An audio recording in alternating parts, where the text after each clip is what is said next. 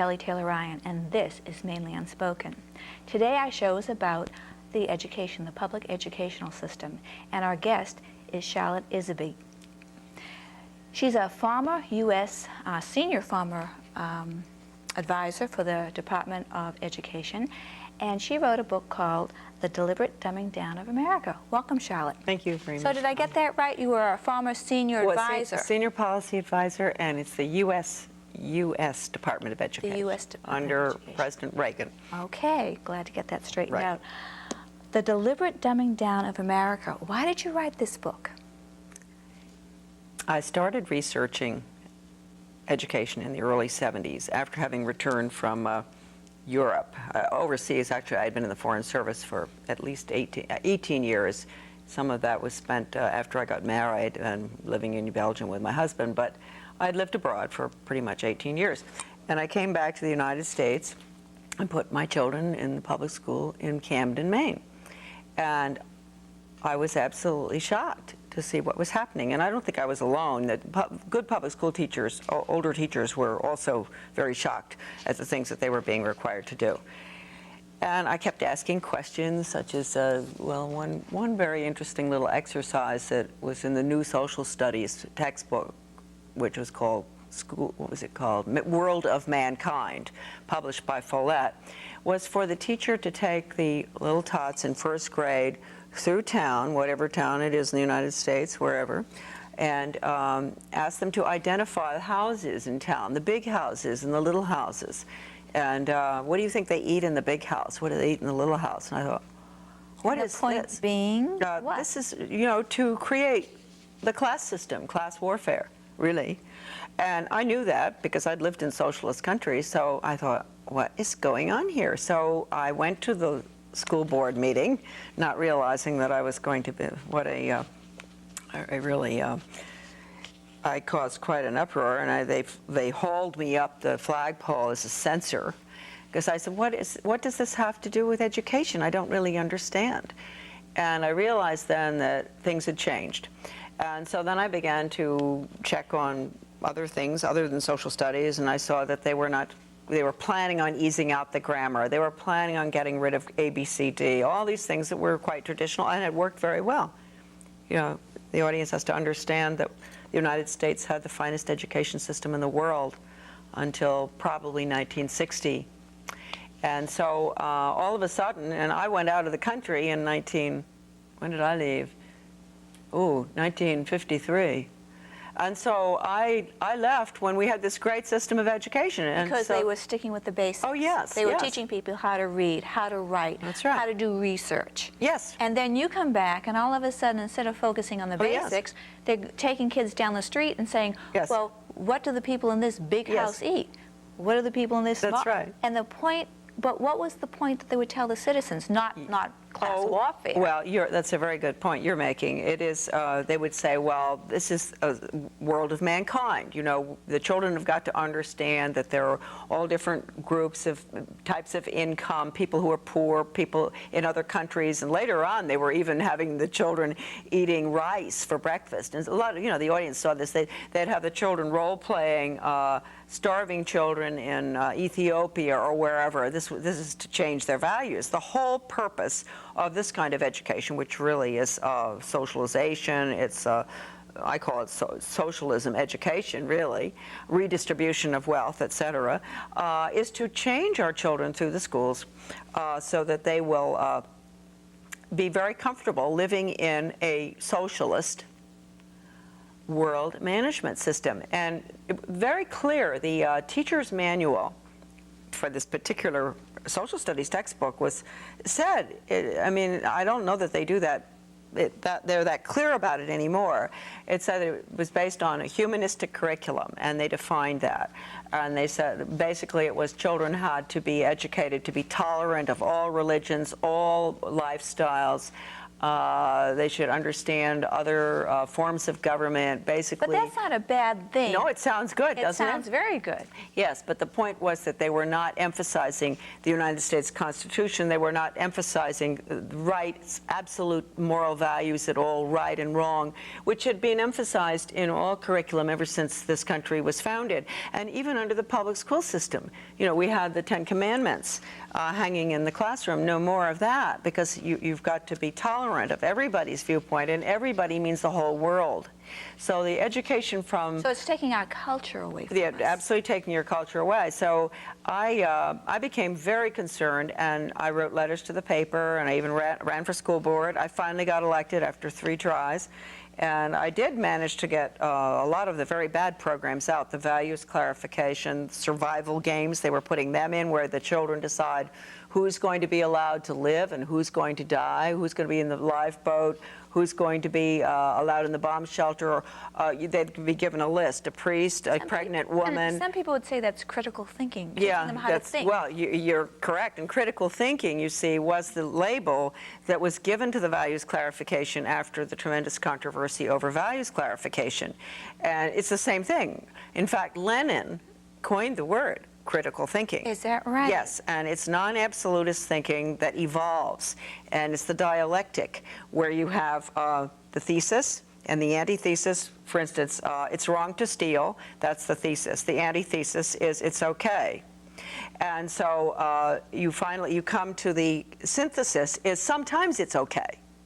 And you can do this with anything: stealing, murder, abortion, whatever. And So there's no right or wrong. you end up with a synthesis where sometimes it's okay, and then you just keep moving, you know, towards the non-absolutist viewpoint, and you sort of end up where it's okay all the time. Abortion is a very good issue to take on that score. I mean, we've finally gotten to the point where it's just okay, huh? But there used to be a time when sometimes it's okay. So anyway, the textbook was very clear that the goal of this particular social studies program was to, at a very early age, start to change the children's attitudes and values. Really brainwashing. This is what it is. And I recognize that because I had lived in socialist countries, traveled in communist countries. And so this retired teacher came to me. Really nice woman. She was so important in my life, and in everybody's life for that matter. I mean, the book probably never would have happened if it hadn't been for this retired teacher. And she said, "Charlotte, you're absolutely right. I want you to go for some in-service training down east in Searsport, Maine." And she said, "I'm going to pay." And I said, "Well, oh, all right." She gave me a $100 bill. That's a lot back in 1973. Mm-hmm. And I went. And all these people seem very normal, nice teachers, you know, look like your best friend, your neighbor. And the guy who was running it, the facilitator, had this great big textbook that we all got that free. It came part of the package. And it was called Innovations in Education, a Change Agent's Guide. A change Agent's Guide. Okay. And who was putting this on again? This was it was a group in Maine. I can't remember the name of the education group it was, but they sponsored it. I don't know that it was even the Department of Education. But the textbook was published and paid for by the United States Department of Education. Mm-hmm.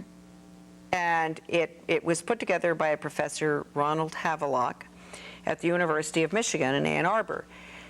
And basically what we were taught was that we were being taught to be change agents, how to go into a community as a teacher, or even some parents are selected, you know, who are all gung-ho for this new stuff. Well, it's not new anymore. They were putting it in the early 70s.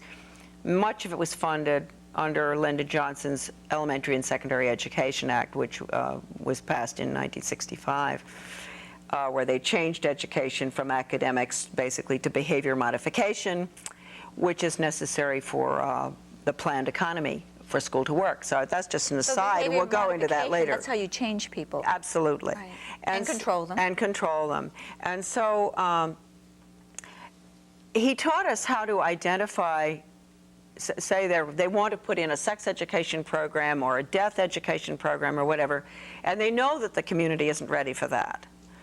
And so we were taught how to identify the resistors, the potential resistors. The people that would disagree. Oh yeah, like me. I mean, it was extraordinary to be trained to identify myself because I was a big resistor. But you didn't let them know that. Oh, no, they didn't know. They thought I was one of them. And so I just was, you know, my hair, my scalp tingled. I thought, what is going on? You know, this is what they do in this Nazi Germany. They do this in communist countries or fascist countries. They identify the resistors. And they keep records on them, and they isolate them, and sometimes they end up putting them you know where. And Alexander Solzhenitsyn was a resistor. He spent 8 years in the Gulag. And I thought, whoa. And the resistors were these great people, and I only know Maine for that matter, and they were terrific at the time. And they were taking a stand against these programs. And many of them were saying, even if they didn't know what they were, saying, look, wait a minute, we don't have enough time in the school day for reading, writing, arithmetic, history, etc. What are you doing bringing in all of these programs? Sex ed, drug ed, suicide ed, critical thinking ed, values clarification, all these things that, which interestingly enough, I just while we're talking about this, I have to show you this monstrous book. All of these programs that had nothing to do with education. And I want your audience, is it upside down? Oh, pace setter, okay, yes. Pace setters in innovation. Now this is a, what do you think, about 3-inch thick? Yes. Yeah, This was published in 1968, and it's a result of the passage of the Elementary and Secondary Education Act, which I mentioned, brainwashing, behavior modification. These are all programs in here to brainwash our children. Now, what are the teachers saying about this? Or are they being brainwashed too? Oh, the poor teachers at the time, if they didn't like it, there was a way to get rid of them. What they did, though, rather than automatically, because if they had tenure, you can't get rid of them, they would put them through the training. All this in-service training the poor teachers had to go through. But this is an extraordinary book.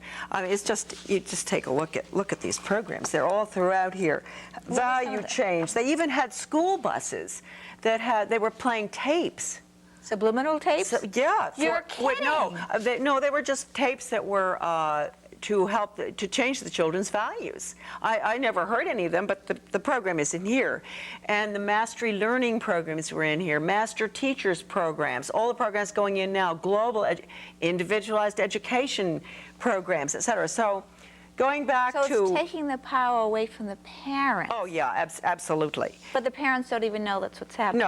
No, and they trust. They're so trusting. So anyway, I went through that, and then we were also taught how to identify the important people in the community, really good people who want to help and volunteer to be on task forces to implement these things, whether they're Chamber of Commerce, the Rotary, Garden Club, and these poor people have been used. We were trained how to identify them, go to them, get them to take a position in the community because they were highly thought of, people would listen to them. And what was the mission? What did they tell you was the mission of being a change agent? Oh, to bring about change, that the world, if I heard that, my superintendent in Camden was a change agent himself, and I got along pretty well with him because he knew I knew. Right. In fact, he said to me after I went through the training, he said, why did you go to that training? He said, I give that training too. You could have taken it from me. And I said to him, Tom, I didn't have to take it from you. All I have to do is sit opposite you at a school board meeting. Yeah. Because I know how you all operate. And it is so sad that the education establishment at the highest levels, I'm not talking about teachers, has decided that they have to manipulate the people in order to get the programs. But why would a superintendent in Maine, a very small community, want to change his community? What is he getting at? Oh, well, no, he's really not getting anything, but he's a professional change agent. And I might point out that Maine is very important for this. Maine has had the National Training Laboratories in Bethel, Maine ever since the 50s. And people come from all over the world to go through training. They could be doctors, lawyers, ministers, teachers. They go there for training to become a change agent. Here in Maine? Yes, and this is in Bethel, Maine, and we ski in Bethel, Maine, and you know, we ski in Sunday River, and I've been over there in the summer, but they're usually closed whenever I go. But it's an old estate that was converted, and the people involved in this were deeply involved in intelligence in the beginning with the OSS, the Office of Strategic Services, prior to the Central Intelligence Agency, and they understand brainwashing. And So who's in charge of all this? You're telling me, if I'm hearing this correctly. Yes, the National Education Association, the United States Department of Education. You have to remember that the U.S. Department of Ed, this will come as a surprise to many people, does fund the National Education Association for various purposes. Not all the time, but it is funded by the National Education, by the department. You know, so this has been going on for a long, long time. And so anyway, I got in there, and when I saw that, I just, as an American, and I just really was sort of an apple pie, red, white, and blue, you know, Memorial Day parades. I was brought up that way by my family. My father was a lawyer. My mother volunteered for everything. And I just was appalled. I've never, ever gotten over it. I got on the White Horse in 1975, and I've never, that poor horse, I've never gotten off that white horse, and I will not until they stop this, until they stop what is actually brainwashing. And Okay, parents, but you have to go back a little bit, Yep. okay, because you're losing me here Yep, a little okay. bit, okay? You're saying they're brainwashing, okay? You're saying Yep. these people that are experts in brainwashing is using the Department of Education to Yep. brainwash our children. Yes. What are they after? Why are they doing it? well, if you want to move a country from a free individualistic economy, Which we have. yes, or had, Or had, okay. to a planned economy, you have to do it through the schools. You have to dumb down and brainwash, change the attitudes and values. You have to completely, social engineering has to go on constantly, and many teachers know what I'm talking about. And people are going to say, well, when did this start? And who on earth ever did this? Why would a plan like that be allowed to be carried out? That's right. Well, then you have to go back to 1934, which I will do, and we have to go to the three-pronged fork, okay? So I do think that the watershed year, although you can go back to the early part of the century when the Rockefeller Foundation and the Carnegie Corporation were deeply involved in education, and that it was decided then that Carnegie would deal with the international part and Rockefeller domestic. But then we moved on to 1934, and this was after World War I, and there were these educators were, many of them, going back and forth to Russia, very admiring of the new system in Russia, the communistic system. And they wanted to put it in here in the United States. And so the Carnegie Corporation, that had always been involved in, you know, trying to get us into world government after the League of Nations and all in 1917, they still had this goal. And of course, world government will be communism. I mean, it's really international socialism. That's what Lenin called it. So they've always wanted this. And the Department of interestingly enough, Education today is going along with yes, that? absolutely, yes. And so in 1934, the Carnegie Corporation produced, it took 4 years, they commissioned the American Historical Association to put together a study of the social studies. And they came up with lots of volumes, but I have one little volume, Conclusions and Recommendations for the Social Studies. And basically that little one is an original book. I wish I'd brought it with me. Too bad, but I don't even dare let it out of the house. It's so important. It called for changing the United States through the schools from a free individualistic economy to a socialist, collectivized, planned economy in the New World Order. It says that in the book? Yes. And that book was written when? In 1934. By who? It was the Carnegie Corporation paid for it. The American Historical Association put it together. And can people get that book in the library? No. No? No? No, they can't. But I have quotes in my book, you know, from it. But from that time on, Carnegie Corporation consistently, without any hesitation whatsoever, didn't run into any obstruction, poured its money, its tax-exempt money, which we make possible for them to have, into changing American education. They funded the, well, let's go on to the 1945. They're deeply involved. Alger Hiss was deeply involved with the Carnegie Corporation. He was a accused Soviet agent. They didn't get him on it, but they got him on libel. But most people do think that Alger Hiss was a Soviet agent. He was Carnegie. And they were very instrumental in getting the Elementary and Secondary Education Act passed, which, as I said before, changed education from knowledge, content-based, academic, to performance-based behavior. And from that time on, because that was necessary for what we're looking at now with school to work agenda is the planned economy is performance-based. So they're training workers. They're training not little thinkers, worker not bees. leaders. Exactly. So Carnegie, after that study, then we went to the world. We went into the United Nations, which of course was essential, and then at that time, you had a general, Brock Chisholm, a Canadian general psychiatrist, who was a very close friend of Alger Hiss's. And he gave a speech in 1945 to the World Health Organization, which basically recommended getting rid of the conscience. Wow. Yes. And he said we would do it through the schools. We would retrain the teachers to be little psychiatrists.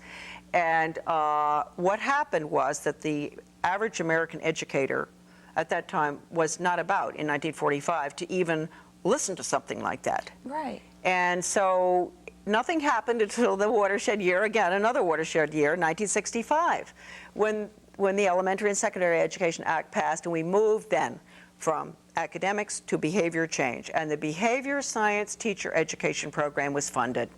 But how did Congress allow that to happen? Well, you'll see in the book, John Ashbrook, who died, unfortunately, Congressman Ashbrook, who I dedicated the book to, he spelled it all out. He told the whole Congress exactly what it was. He said it is an international system they're looking at. They're going to change the behavior of the children. They're going to change the teachers' training. They're going to do everything. He told them everything. And they didn't believe him? No, they just let, well, you know what goes on. Yes, I It's do. still going on, right? So anyway, they passed that in 1965. The teachers were retrained. All of these horrible programs, right? By 1968, the money had gone into all of these programs to get rid of the conscience, basically. Drug ed, all these programs, parents, really, when you see education hanging on the end of drug education, sex education, critical thinking education, red flag. You don't have reading education, writing education, math education, or we didn't used to. When you see education hanging on the end of something, except for driver's ed, which I think is probably pretty neutral, that means watch it. Because those programs, I've never seen one of those programs that was based on absolutes, right and wrong. But the parents of the children today have gone through that program. So Yes. they've already been brainwashed. So they're not going to believe Well, you. yes, they do believe me. Many of them call, and when I do radio interviews, they'll call in and say, I went through all of that. I know exactly what you're talking about. And of course, the teachers know. And many teachers do not like that, did not ever want to do it. Behind closed doors, they did their own thing.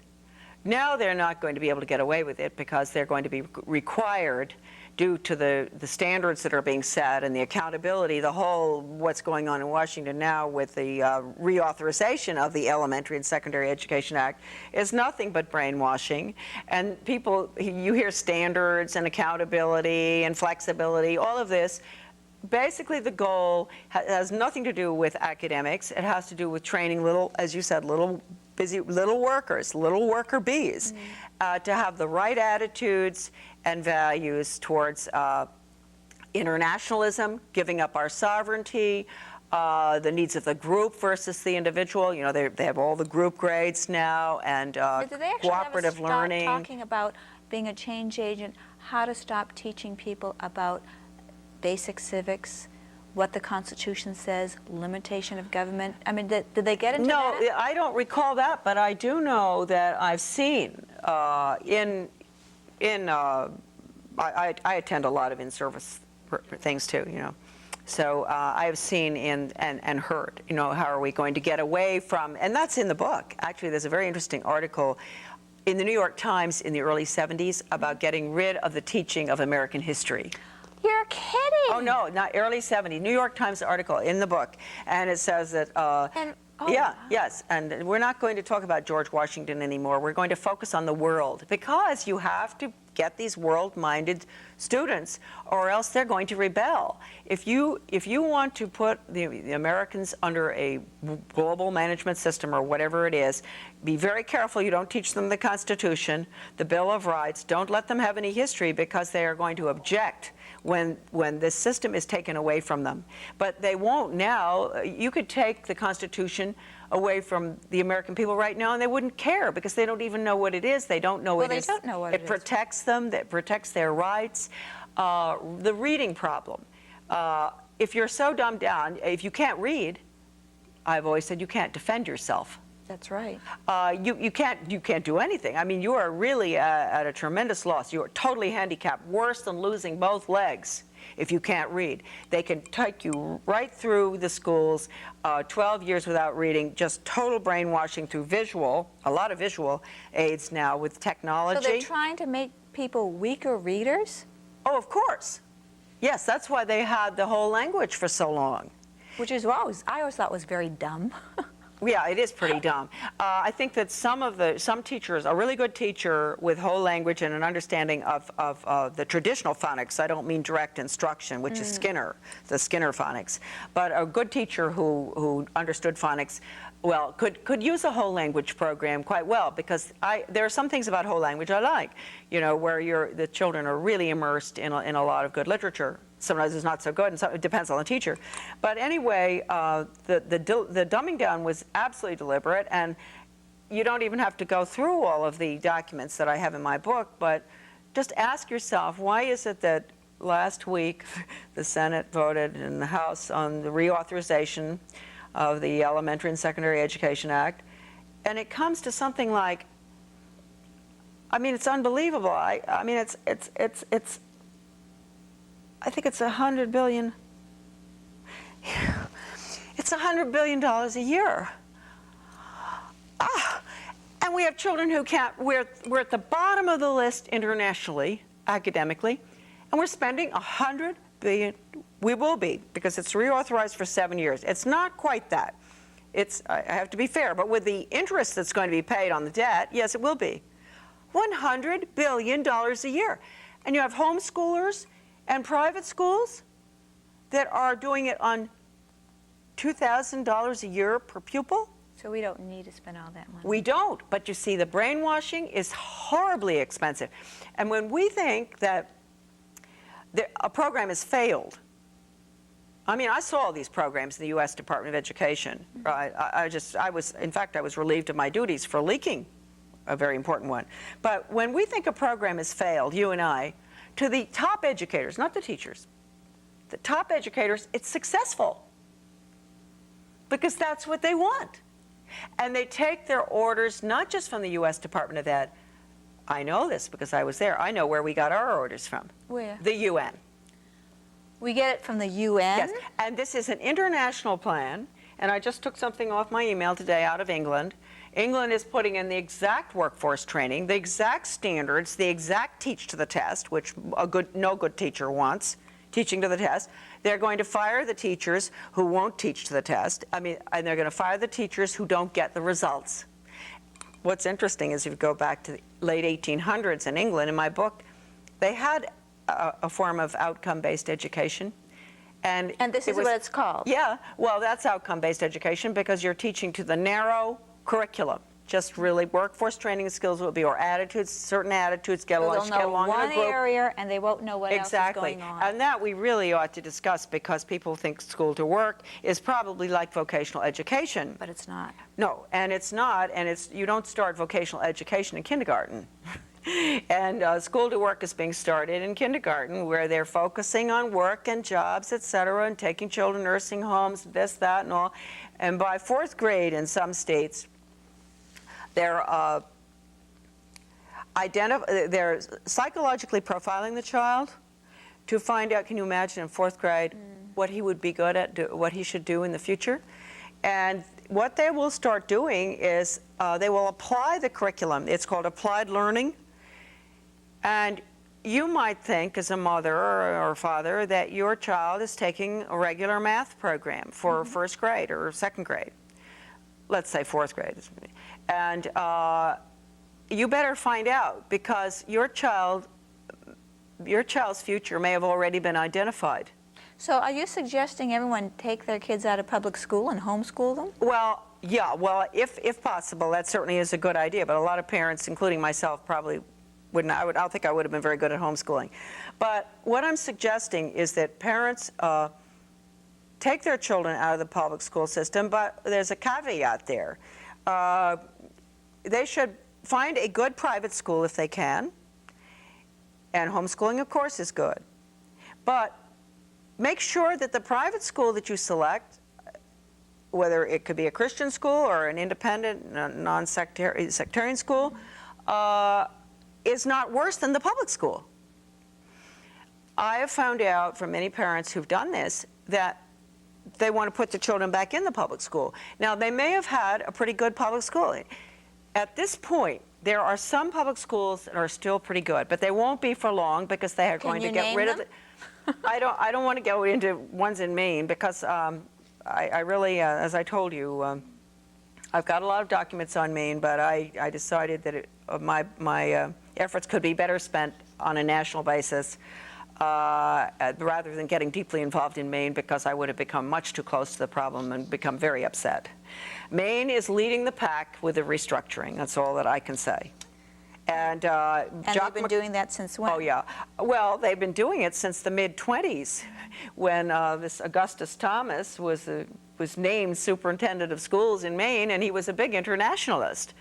And he gave a speech to the National Education Association in regard to the need for using the schools to bring about world government. So he was...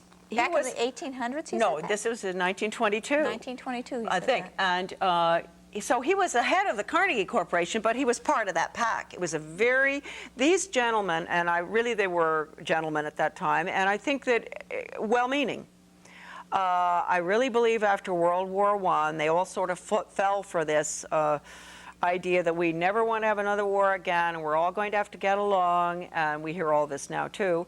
And also that the Soviet Union, when it was first created in 1917, I believe it was 1917 that he may have given that speech, yeah. Yeah, huh? They thought that this was a good idea. They had been convinced at the university, Ivy League universities mostly, that the United States was so wealthy, and we should, be concerned for the poor. And we had a poor and rich in our country, the coal mines, and all this was going on. And so they were convinced that this was the way to go. And, I don't want to attribute any really evil motives to them at that time.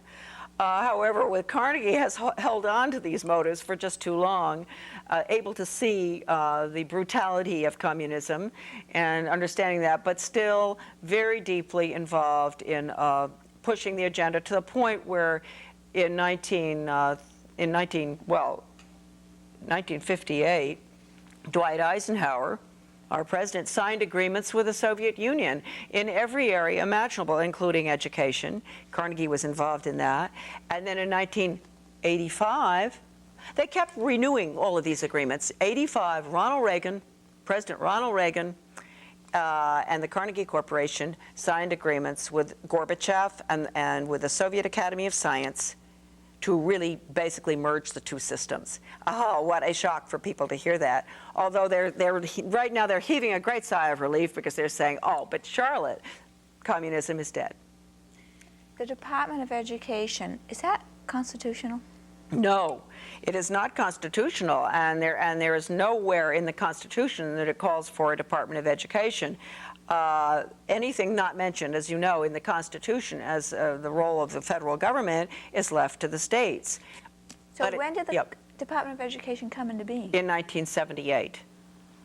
1978? Yes, under Carter, under President Carter. He promised the NEA that if he could get their votes. And the interesting thing there was that the majority of teachers at the time did not want a U.S. Department of Education. And why is that? Oh, well, because they're smart. They know that this is going to control what they teach and how they teach. They don't want that. And but anyway, it was created. And then Ronald Reagan, who I just mentioned, signed the agreements with the Soviet Union. Those agreements are a whopper, I can tell you that. Curriculum exchanges, developing curriculum on critical thinking with the Soviet Union. All of this led to implementing the Soviet Polytech system, which is the school to work. And people could say that's not possible. It is. There was a $4 million grant to a professor that's in my book to research the Soviet Polytech system. And so what we're putting in is the failed Soviet Polytech system. And people are out there, and they're probably saying, and I really plead with my good friends in Maine or in any state, please do not sell your children short and tell me that, oh, all I care about is that my child gets a job. Oh, wow. Please don't tell me that anymore, because you should care about your child having access, exposure to a liberal arts curriculum, which means history and math and science and art and music. And choosing the life he wants. And yes, very good, what you just said. Choosing the life he wants. And I had a radio interview with in Minnesota recently, and I was talking about this. It was a very good, it was an old rock and roll station, really interesting guys listening, and a lot of people wondered, you know, how I got on that. I don't know how I got on, but it was so successful. And this lady emailed me after I talked about this, and she said, you have no idea. My son was with me in the car. He's 12, and I've had a terribly hard time with him. We homeschool him, and he wants to go back to public school, and he's been miserable and all, but he heard you talking about the school to work. And he said, just what you said, he said, Mom, I want to choose my future. And you know what he did? He went, even though Congress doesn't understand the dangers of school to work, this 12-year-old went to this big rally in Minneapolis where they're trying to kill the legislation which is implementing all this restructuring. I wish we had the same thing going in Maine to kill it here. He went to the hearing at the State House, and he had a big sign which said, I want to choose my future. And I think this is great, because why is it that he at 12 understood what school to work is, but you can't get Governor McKernan when he was governor, you can't get Senator Mary Small to understand it, you can't get Jane Amero, you can't get Governor King, you can't get any of the people involved in implementing this in Maine, because they do not want to understand it. They have been given all of the documents, and I think this is so sad. What about Olympia Snow and Susan Collins? No, not going to do anything. And all I can say is that when they voted Goals 2000 in, and the school to work legislation in the 90s and the 80s. First of all, it was really Ronald Reagan started it. Then you had Lamar Alexander. These are all Republicans. First of all, Ted Bell was the Secretary of Education. Then you had Lamar Alexander, and then you had and Bill Bennett. All Republicans. And all of this, and then President Bush, the former President Bush, in the congressional record in my book, calls for the apprenticeship system, calls for training the children for the workforce. Then his son, of course, and then you have Clinton, who was involved in it too, all the governors involved. And then you have George Bush Jr.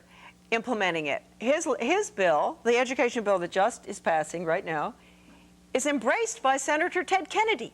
Now, if people don't understand here that we have a serious problem, the Republicans and the Democrats at the top are totally in bed together on this. And that's because they are both controlled by the internationalists. And the international agenda is this. And Strobe Talbot, who was the Undersecretary of State for Bill Clinton, in 1992, he gave a very important, he had an interview with Time magazine, I think, and he said, this is verbatim, Strobe Talbot, Rhodes Scholar, went to Oxford with Bill Clinton, very close to Clinton, ended up working for Madeleine Albright. He said, in the next century, which is right now, we're sitting here, the United States will cease to exist in its present form. That's pretty sad. And we will owe our allegiance to a global government. Now, I want your audience out there to understand that this restructuring of education, which has been in the works for 100 years, as I've tried to point out, is just the culmination of the plan. It has been a deliberate dumbing down. They never could have done it to us if we'd been well educated. To make it easier to control. Exactly. And to put us under. And we will go under if people don't wake up. And the only way that I believe the education system is the most important thing of all, because that's where the way you educate your children, their attitudes, their values, their understanding of freedom, etc., is cultivated in the schools. And if they do not have that, they're going to allow the most magnificent system, political and economic system the world has ever known, to die. And it's dying right now because Congress voted to change our form of government in the 90s when they voted in the School to Work agenda and the Goals 2000. They did, because if you change an economic system to a planned economy, there's no freedom left. In fact, the Business Alliance, it's one of these big groups. I have a document here. It takes too long to go into all these documents, but from them, and you know what it says? This is for people in your audience who think you're off the hook. Oh no, Grandma, you're not off the hook.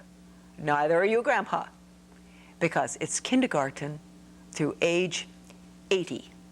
That they're going to be brainwashing. Yes, and it is on this piece of paper, kindergarten through age 80. And that is why Andy Rooney, you know, who does 60 Minutes, a couple of weeks ago, he was floating this balloon about people who aren't going to retire as early as they used to. Isn't this wonderful? Folks, you can work a little longer because you're so much healthier. They're just getting us used to that. We're going to work until we die. Yeah, we're serfs. And this is all documented. And this is an international plan.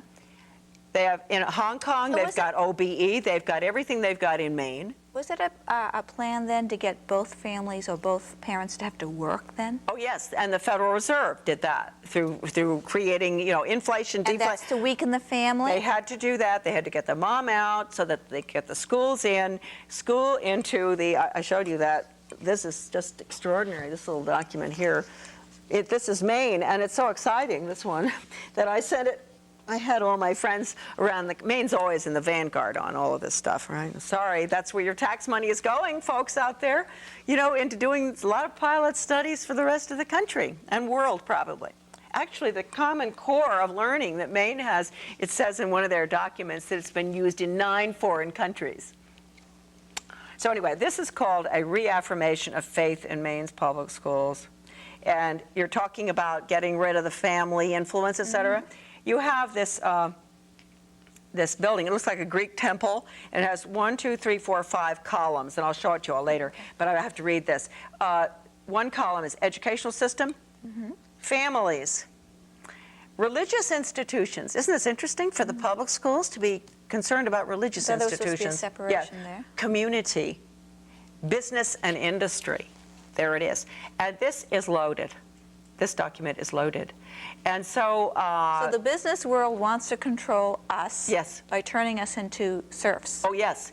And they want to get your children the minute they're born. And Lamar Alexander, Republican Secretary of Education and Governor, he's the one who said we want to go into the schools the minute the baby is born and follow the child. To train them right. That's right. And to make sure they're healthy, that's the school-based clinics. That's where you have they're bringing in the medical services into the schools. They want healthy workers. That's right. From the beginning, they don't want anything to go wrong, so that worker is going to be the perfect worker. They used to call it the new Soviet man in the Soviet Union. And that's exactly what's happening. And your child your child is nothing but a human resource to be used for the good of the state. People are going to say, that's not right. People are going to say, yeah. you know, I struggled. I want my child to have a better life. Yep. They're going to get a good job. They're going to be able That's to right. provide for themselves. And I don't think people are going to see how you're seeing it. I agree with you 100%, but I don't think most people are going to see Probably that. not, and that's very important, since there was a time when they could afford not to see it, right? But they can't afford. They can't afford not to see it any longer, and I think that something's happened. I've noticed, for instance, with my book, that the controlled left, which is Ted Kennedy and all, who take orders from the UN, and the controlled right, Who which is also the take orders from the UN. Yes, the Heritage Foundation and a lot of the controlled conservative media who refuse to review my book, right? Because I am not in favor of federally funded or school choice proposals, because I know that will take over the private sector. We can go into that later. That's why they don't want to do a review of my book. But you have those two groups that are working very closely together, but they don't make up for the bulk of America. And so they won't buy my book. I mean, there's certainly some very fine Republican conservatives who've bought the book, but they are not in the controlled group. And it's the same. There's some very good liberals who bought my book, because liberals don't want this done to their children either. But in the middle, I have all these people I don't know where they're coming from. It's sort of a middle America that has been working hard, knowing something had to be wrong. I mean, how can you spend close to $100 billion a year and kids can't read? They keep saying this, what's going on? And so they are buying big time, and the book is selling like mad. We've gone into a third printing in 18 months. That's wonderful. Yeah, and because they're documents. These people are saying... That's proof, evidence. What they're saying is, I don't want to listen to people, the talking heads, Right. on Sunday morning anymore. I don't care whether it's Because they're conservative controlling or them, what. what they're told. That's right. I want the facts, and this book has the documents. It has the facts. Verbatim, and they're all cited. And Going back 100 years. Nobody's safe. I mean, if the shoe fits, you wear it. I'm sure that, the conservatives, the controlled conservatives, they didn't like it at all when they looked in the index, and they found that I had to tell the truth. So everyone needs to buy this book and read it. They sure do, and especially educators, and I'd say especially everybody. I think the most important people right now, because the only way we get out of this mess is to get rid of the United States Department of Education. Abolish it, totally. That sounds pretty radical. Bring all control back. Well, it really isn't. The radical thing is that we decided to create a Ministry of Education, which is what every single socialist country in this world has. And that was the radical thing that we did. So what we do is bring education back to the local level, bring all our money back to the local level, let our teachers determine what curriculum they feel is best for our children. And let the family teach the values. And let the family teach the values, and bring our education system back to the status it had prior to the 1960s. Truly, folks, it was the finest in the world. That doesn't mean that we had in Europe you have the elite, which is going to be, again, you see, this is going to be the elite. 10 or 20% will get the liberal arts, get that, because they're going to be the leaders in this wretched system. But below that, they always had the people that didn't get the education. Whereas in our country, we had an education system where everybody, supposedly, there were always gaps, that's true, but everybody was supposed to have at least exposure to ancient history. Interesting point. I'm just make this point because I love to mention it. Rockland, Maine, in the early 70s. We're talking about liberal arts, math, science, all these things. In Rockland, Maine, I got a hold of a Breasted's ancient history book. Required, 1972, required for sophomores. That's one of the finest history books that's ever been written. He is probably the most credentialed scholar in ancient history in the world. Now, I mean, since 1972, what has happened? The whole thing has collapsed. They don't want our children to be exposed to any of this. They don't want them to know history, because if you don't know history, you'll repeat those mistakes, won't you? That's right, absolutely. Exactly. And they want to change their attitudes and values from those that the moms and dads have tried to instill in them, so that there's no right, no wrong. Sometimes it's okay to stay. Well, they're going to say, Charlotte, they're teaching history. What do you mean by that? Oh, no. They're teaching global studies. They're not teaching the Maine Constitution. Certainly, I think they got rid of teaching those things quite a long time ago. And the old-time teachers, thank heavens my boys in the early 70s, before our change agent really accomplished a great deal of bad, evil stuff, I think. But those teachers were there for my children. And it was interesting. They hadn't been through, the University of Maine Teachers College and all. They were normal school or something. They didn't have all these degrees, but they knew how to teach reading and writing. The children had to have the multiplication tables. They had to draw a map of the United States. They had to name all the capitals. They had to know how much rainfall in Florida. All this they had to do. So this was the early 70s. I was very lucky. My boys were lucky. When they got into middle school and high school, things started then. We started getting into the individual education plans, which sounds so good, but you have an IEP. They have them in China, too. That's how they keep the record on the individual citizen. So they have the individual education plan for education. They started that way. Now the everything's individual going in. education plan is just for the special ed It students. used to be, but not anymore. Oh, really? And Kennebunkport was the first school to experiment with this, and I got a hold of it after I got out of the department because it got an award from the U.S. Department of Ed. And I got a hold of the material, and it said in there that they were putting in the IEPs, individual education plans. So the children are no longer competing with other children. They're working at their own pace. This is the real dumbing down, But if it you've ever heard of sounds that. nice. It sounds so nice. And children though wanting to work at their own pace with Right, no yeah. competition, I never would have gotten anywhere that way. But at the time, the special education teachers were teaching or training the regular academic teachers in Kennebunkport on how to do these plans. And it said right in the book, the booklet, or the award on it, that no, it wasn't in that booklet, it was in another one I got a hold of, that the regular education teachers did not want to do this, and it was not their role to be guidance counselors and to follow the child's behavior and attitudes and all, and they did not want to they didn't want to have any part of IEPs. But they had no choice. No, and the IEP is essential if you think in terms of the computer. You see, and the IEP, because the computer can track everything that a child knows, thinks, does, whatever. And it also uses the Skinner method, which is the dog training method. It rewards immediately after you get the right answer. And that is the mastery learning or the direct instruction. So this is what went in, but my children luckily were not exposed to that. There were things changing in English at that time, but I'm very grateful that they did get the education that they got when they did, but this has all changed. And there isn't a school, I want to make it very clear, because people will say, oh, but they're not doing that in my district. Well, maybe they're not, but they're going to have to be under the new legislation that is the last nail in the coffin is right now implementing federal legislation. You will have to. And actually, Maine was one of the first to go for the school to work agenda. I think this is early 90s. The career, what's the date on this? 95. Here's the Career Opportunities 2000. State of Maine application for a statewide school to work opportunity system implementation grant. That is an unbelievable document. I'm sure they wish they hadn't given it to me. But you see, that was 1992. Now there's some states that they hadn't gotten their money until the year 2000.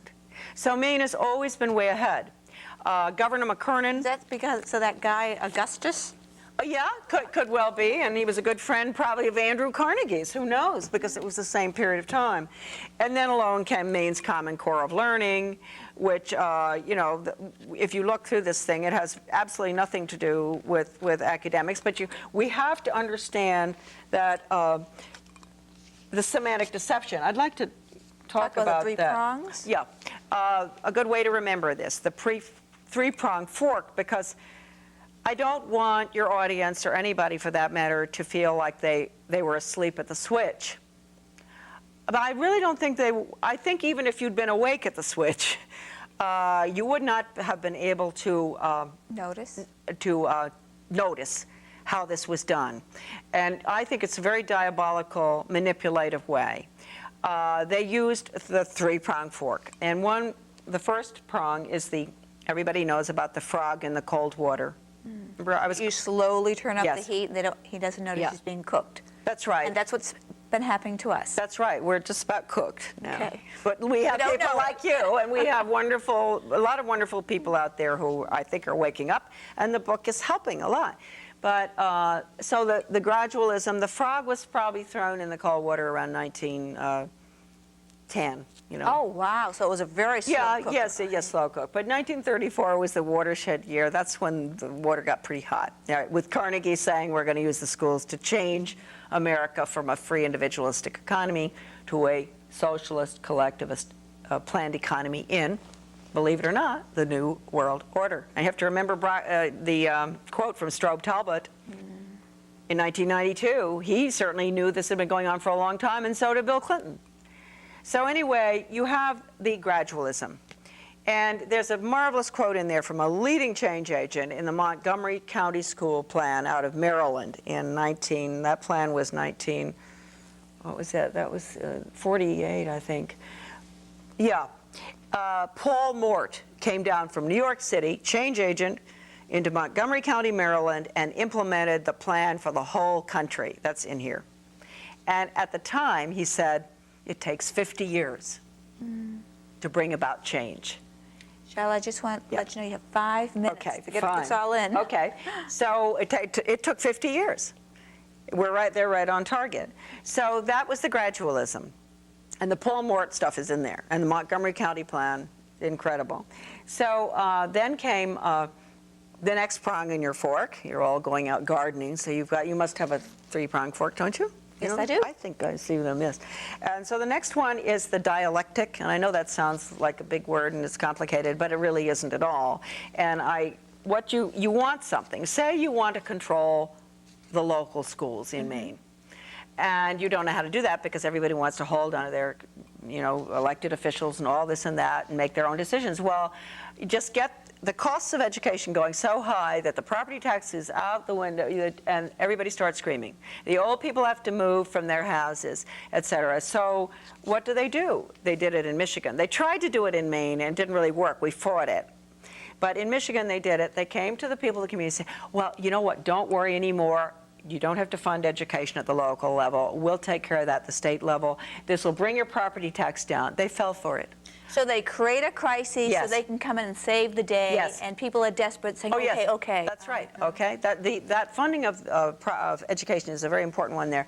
So that you could use it with anything, like the California crisis in electricity. But the funding of education is the control. Oh, yes, as long as we allow the federal funding, that's right. We're being controlled. Yeah. And the minute you move your local funding to the state level, the state level takes its orders from the federal level. State departments of education get up to 80% of their operating budget from my old office in Washington. So that means Augusta, when we get rid of the Department of Education, Augusta's going to crash because they won't have any money to operate. All right, now we go from the dialectic to semantic deception, which the use of terms like basic skills. Basic skills to the average parent means reading, writing, and arithmetic, et cetera. To them, basic skills is understanding the need for world government.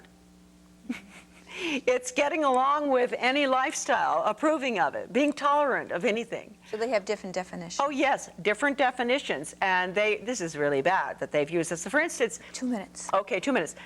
Values clarification was changed to critical thinking when we caught on. Also, decision making. I always say, what parent doesn't want their child to be able to make decisions? Right. That is a program I would say, hooray. No, you know what it is? Decision making is making a decision who's going to be allowed in the lifeboat and who's going to be thrown in the ice water. And that is what happened at Columbine. This philosophy has created children who do not understand. They're like they're out on a ship without a rudder, they're without a compass, because these values destroying programs, which are in that big red book. Values destroying programs. Yes. I think people need to remember brought that. About Columbine. And the talking heads, you hear them Sunday morning say, well, what are we going to do about our children? And what happened with these Columbine and Paducah, Kentucky? Why are they doing this? And I say, why not? Why not even more? The reason we don't have more is because there are still good teachers who are refusing to participate in this kind of education. And I plead with people not to fall for the school choice proposals. There is no school choice proposal that is legitimate or safe, as far as I've seen, except for homeschooling. And be very careful, don't accept anything from the local school system. If you do, computers or money or anything, you will be controlled. And so but tuition tax credits or vouchers are very dangerous. France went down the tube with tuition tax credits. If you accept a penny from the federal government, you're going to have to conform your curriculum, your standards, your graduation requirements, et cetera, to the federal government, which is actually the international government. Charlotte, what's the name of your group in Maine? Oh, we no longer exist, actually, because the wonderful president of it is not well. But it was Guardians of Education for Maine, and we were in existence for 23 years, and we did quite a lot of good. But I think our time is sort of past. Is it on a website, or is it the website's off too? I think it may have a website. Yes, GEM, Guardians of Education for Maine. .org or .com, but people should get my website. That's what I need. Yeah. Okay, Charlotte, thank you for coming. Thank you so much. Thank you for watching. Now, you've got to get Charlotte's book, The Deliberate Dumbing Down of America. Remember, federal funding is going to destroy your child's life, basically. Exactly. Okay? Call up Charlotte if you have any questions, you want to educate yourself about exactly what's happening. Thanks for watching, and we'll see you next time.